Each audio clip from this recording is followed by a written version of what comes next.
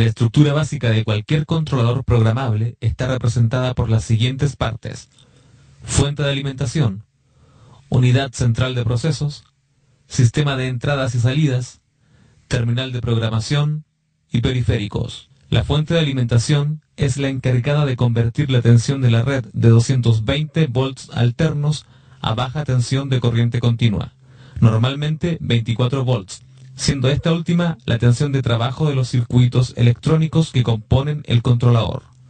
Usualmente, el PLC dispone de una batería conectada a la fuente de alimentación, lo que asegura el mantenimiento del programa en la memoria y algunos datos específicos en caso de interrupción de la tensión exterior. La unidad central de procesos es el auténtico cerebro del sistema. Se encarga de recibir las órdenes del operario por medio de la consola de programación y del módulo de entradas. Posteriormente, las procesa y envía las respuestas al módulo de salidas. En su memoria se encuentra residente el programa destinado a controlar el proceso. Sistema de entradas y salidas.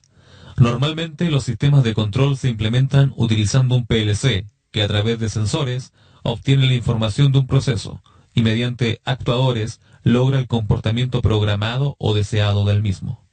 La información recibida del proceso recibe el nombre de entradas, mientras que las acciones sobre éste se denominan salidas. Tanto las entradas como las salidas están aisladas de la CPU según el tipo de controlador que se emplee. Es habitual el uso de optoacopladores en las entradas y relés optoacopladores en las salidas. Las señales pueden ser de tipo digital o analógico. En ambos casos, existen rangos de tensión o corriente característicos, los cuales se encuentran especificados en las hojas de características de cada fabricante. Analizaremos a continuación los tipos de señales de entrada y salida. Entradas o salidas binarias o digitales. Son capaces de captar o generar señales que tienen únicamente dos estados diferenciados, por ejemplo, ausencia o presencia de un nivel de tensión, o discretas, y pueden provenir de elementos biestables, como microswitches, sensores inductivos, etc. Estas entradas o salidas se manejan a nivel de bit del programa del usuario. Entradas o salidas analógicas. Son capaces de captar o generar más de dos estados de una señal. Como el microprocesador trabaja con señales binarias, deberá existir en este módulo un conversor analógico digital que convierta las señales de entrada en señales binarias y un módulo de salida con un conversor digital analógico que convierta señales binarias en señales analógicas de salida. Estas señales se manejan a nivel de byte o palabra, 8 o 16 bits respectivamente, dentro del programa de usuario. Módulos de entradas. Es la información obtenida del proceso. A este módulo se unen eléctricamente los captadores o sensores, entre los cuales están los interruptores, finales de carrera, pulsadores, sensores de temperatura, microswitches, caudalímetros, sensores inductivos, capacitivos, magnéticos, ópticos, medidores de peso o de interferencia, entre otros. La información recibida en él se envía a la CPU para ser procesada de acuerdo a la programación residente. Este módulo posee un circuito electrónico de interfaz que evita la propagación de pulsos de rebote en los contactos, acopla los niveles de tensión y acondiciona las señales para reducir el efecto del ruido y de interferencias. Módulo de salidas. Este módulo es el encargado de coordinar las acciones finales sobre las máquinas. Tiene a su cargo la activación y desactivación de los actuadores, es decir, se encarga de aportar la potencia a la señal de salida. Puede comandar válvulas, variadores de frecuencia, relés, bobinas de contactores, dosificadores, lámparas, motores pequeños, etc. La información enviada por las entradas a la CPU, una vez procesada, se envía al módulo de salidas para que éstas sean activadas y a la vez los actuadores que están conectados a ellas. Este módulo posee un circuito electrónico de interfaz con el cual aísla los circuitos lógicos de los de carga. Terminal de programación. El terminal o consola de programación es el que permite comunicar al operario con el sistema.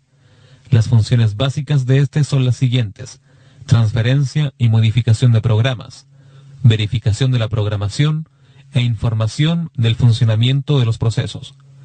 Finalmente, analizaremos los periféricos. Los periféricos no intervienen directamente en el funcionamiento del controlador, sin embargo, facilitan la labor del operario. Los más empleados son los siguientes: impresoras, cartuchos de memoria EEPROM, visualizadores y paneles de operación.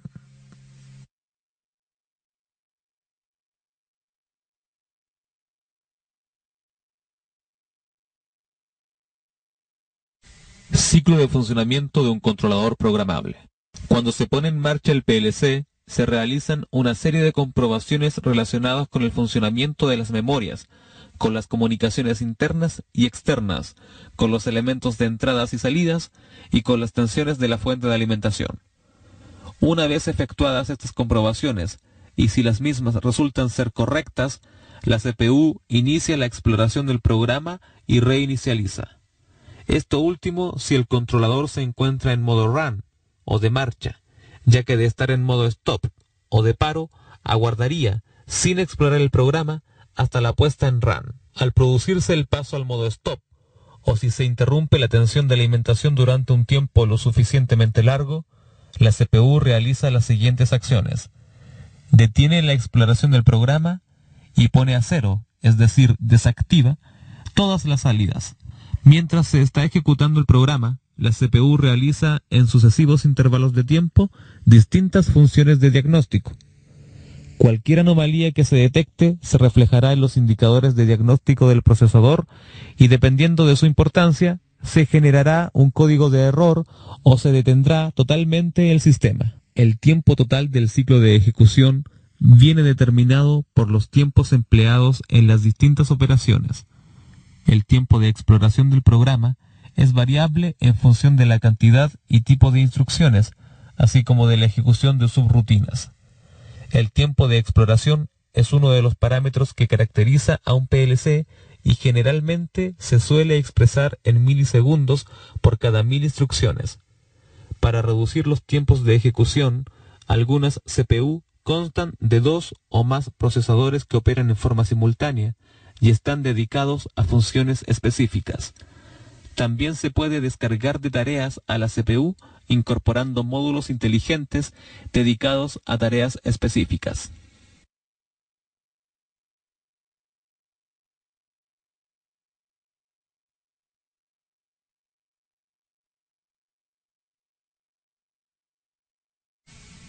A continuación, analizaremos las aplicaciones y ventajas de un controlador programable. Los controladores programables son ampliamente usados en procesos industriales, entre los cuales podemos mencionar los siguientes: control de movimientos de máquinas, en prensas, estampadoras, trefiladoras, embutidoras, máquinas de soldadura, en procesos de manufactura en línea, tales como embotellado, embalaje, etiquetado, pesaje y dosificación, en procesos donde se requiera control lógico, como por ejemplo ascensores, hornos, bombas, semáforos, manejo de materiales, calderas, puentes grúa, centrales eléctricas, control de motores, subestaciones eléctricas, interruptores, protectores de alta tensión, en equipos hidromecánicos, hidráulicos y oleohidráulicos, para regulación en procesos físico-químicos, cuando el PLC está configurado con bloques funcionales PID,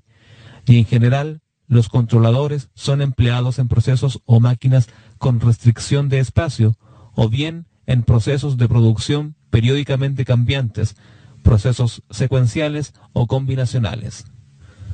En la actualidad, los controladores han encontrado aplicaciones no tradicionales, como por ejemplo la automatización de viviendas y edificios, el control de cultivos en invernaderos y el control de abonos en la tierra, entre otros.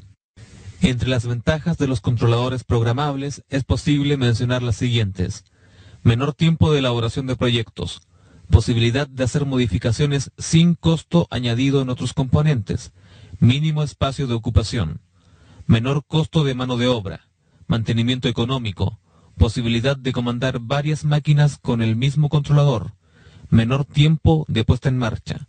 Si el controlador es muy pequeño frente a la expansión del proceso industrial, puede seguir siendo de utilidad en otras máquinas o sistemas de producción.